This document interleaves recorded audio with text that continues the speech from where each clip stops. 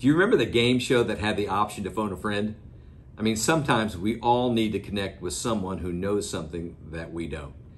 That's actually why I love James chapter 1 and verse 5 that says, if any of you lacks wisdom, you should ask God, who gives generously to all without finding fault, and it will be given to you.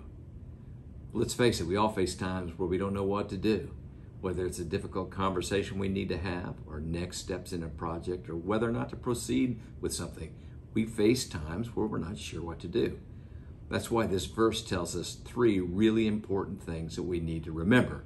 The first is this: God is all wise. He is never left scratching his head trying to figure out what to do. He always sees the next step. Number 2, he loves to share his wisdom with us. It says he gives generously to all without finding fault. There's no shame. And the third thing is we should ask him for his help. And it says, and it will be given. The way I use this verse in my life is, imagine that you're on a city bus or a subway, but you didn't get a seat, and you're having to hold onto that strap that comes from the ceiling. All right, use that to steady yourself in the journey.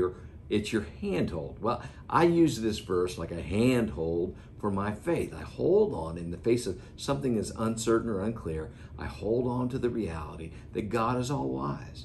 I hold on to the reality that he wants to share his wisdom with us, and I hold on to the reality that he wants me to ask. I can't tell you the number of times I've called out to him in the face of that kind of uncertainty and then see clarity begin to emerge. Whether it's sitting and beginning to write out a plan for a meeting or a discussion or a decision, he shows up.